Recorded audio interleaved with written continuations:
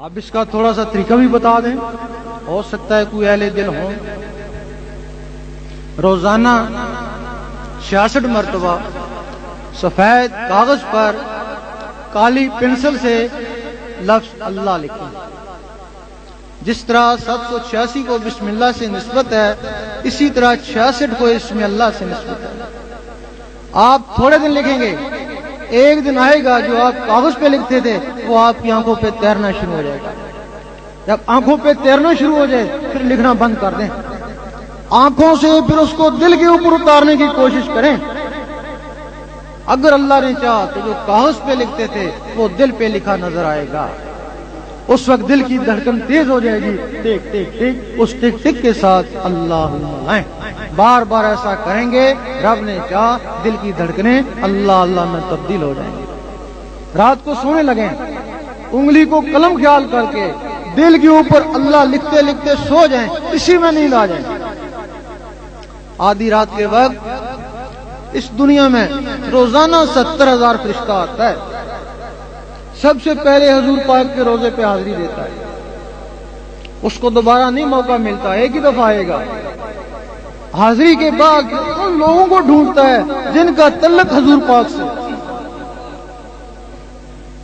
ان کی لسٹیں ان کے پاس ہوتی ہیں، پھر وہ لسٹیں لے کے وہاں پہنچ جاتے ہیں۔ کرامن کاتبین سے پوچھتے ہیں بتاؤ اس کا آخری عمل کیا تھا جب یہ سونے لگا تھا؟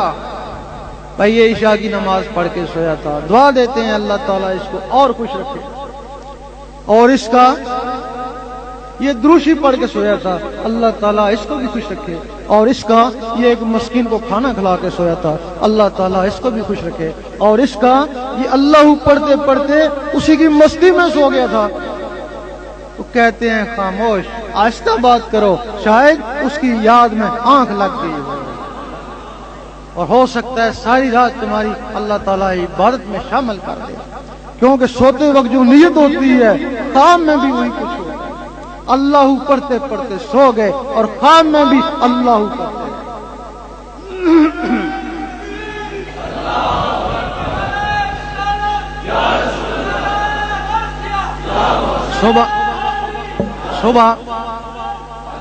صبح اٹھیں، کاروبار کے لیے جا رہے ہیں یا آفس میں جا رہے ہیں، ذکر خفی کرتے رہیں۔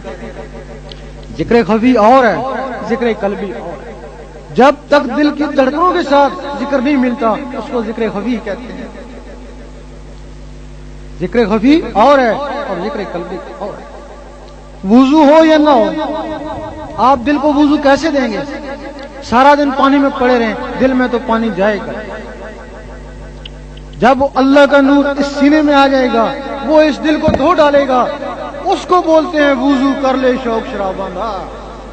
اور وہ وضو گھڑی گھڑی نہیں کرتے ہیں، وہ زندگی میں ایک بار ہی کرتے ہیں۔ آپ نے سنا ہوگا یا پڑھا ہوگا کہ کچھ بزرگوں کے پاس لوگ جاتے ہیں، وہ کہتے کہ چلو یہ دیوار بنا، وہ سارا دن دیوار بناتے، شام کو کہتے گرا دو، پھر دیوار بناتے دوسرے دن، پھر شام کو کہتے گرا دو۔ اس میں بزرگ کا کیا فائدہ؟ یا جو دیوار بناتا اس کا کیا فائدہ؟ جب وہ دیوار بناتا گراتا اس کے دل کو ہاتھ رکھ کے دیکھتے رہتے، جب دیکھتے اب اس کی دل کی دھڑکنیں ابھر گئیں، پھر کہتے اب دیواروں کو چھوڑو، ان دھڑکنوں کے ساتھ اللہ اللہ ملاؤ۔ امیر کلال ایک بزرگ کو گزرے، بہت بڑے بزرگ تھے، جب دیکھتے ہیں کہ 20-25 آدمی اکٹھے ہو گئے، کہتے چلو کبڈی کھیلیں۔ لوگ کہتے ہم تو فیض کے لیے آئے، بولتے ہمارا فیض کبڈی پہ۔ کچھ لوگ تو بیزار ہو کے چلے جاتے اور کچھ ساتھ کبڈی کھیلتے۔ کبڈی کھیل رہے تھے، بہاؤالدین نقشبند رحمۃ اللہ بہت بڑے عالم تھے، فیض لینے کے لیے بڑے دور دراز سے آئے۔ پوچھا کہاں ہیں؟ کہ وہ کبڈی کھیل رہے ہیں۔ ولی تو کبھی کبڈی نہیں کھیلتا۔ بیزار ہو کے جانے لگے، زمین نے روک لیا۔ بعد میں وہی خواجہ بہاؤالدین نقشبند رحمۃ اللہ ان کے ساتھ کبڈی کھیل کے اتنے بڑے ولی ہوئے۔ لیکن وہ کبڈی کیوں کھیلتے تھے؟ اس میں کیا راز تھا؟ ان کو دوڑاتے، خوب دوڑاتے، جب دل کی دھڑکنیں ابھرتی تو کہتے اب ان کے ساتھ اللہ ملاؤ، دھڑکنوں کے ساتھ اب اللہ ملاؤ، کبڈی کو چھوڑو۔ وہ تو چلو بعد کی باتیں ہیں، پتہ نہیں کس سے، لوگ کہتے ہیں پتہ نہیں کس سے ہیں، یہ کہانی ہے۔ ابھی یہاں آپ سیون شریف جائیں، وہاں دمال ہے، اب لوگ کہتے ہیں دمادہ مست کلندر، اس کے ساتھ دمال کرتے ہیں۔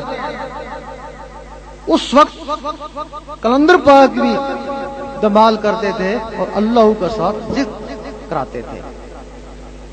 اس وقت کی پوزیشن کیا ہوگی، لیکن اس وقت کی پوزیشن جو ہم نے دیکھا ہے کہ کئی دفعہ لوگ دمال کرتے کرتے دمادہ مست کلندر کہتے کہتے بے ہوش ہو جاتے ہیں۔ کچھ لوگ بے ہوش ہو جاتے ہیں اور کچھ لوگوں کی بے ہوشی کی حالت میں سنا، زبانوں سے سنا دمادہ مست کلندر، اور کچھ لوگوں کے دلوں سے سنا دمادہ مست کلندر۔ اگر اس وقت یہ حالت ہوتی تو اس وقت ضرور ان کے دلوں میں اللہ جاتا ہوگا۔ اس وقت یہ طریقے ذرا معیوب سمجھے جاتے ہیں، دمال، کبڈی، دیواریں بنانا معیوب سمجھا جاتا ہے۔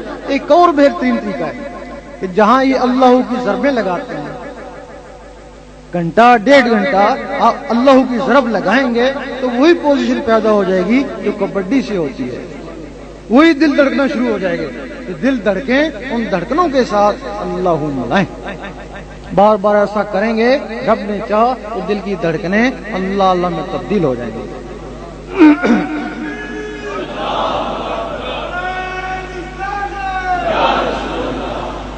کچھ جسم میں جلالی ہیں، کچھ جسم میں جمالی ہیں۔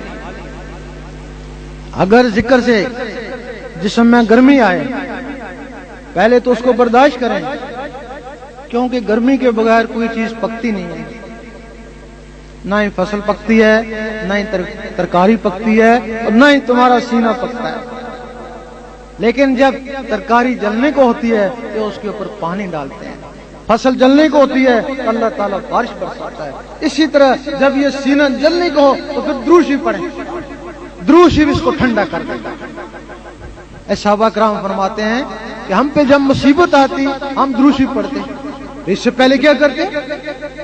ہر وقت ذکر الہی میں رہتے۔ لیکن جب دل گھٹنے کو ہوتا، گرمی آتی، خیال آتا کہ گھر کو چھوڑو جنگل میں جاؤ، درود شریف پڑھتے، وہ ان کو ٹھنڈا کر دیتا۔ زبانی عبادت میں سب سے افضل درود شریف ہے، لیکن جب ذکر قلبی عطا ہو جائے تو درود شریف اس کا وسیلہ بن جائے۔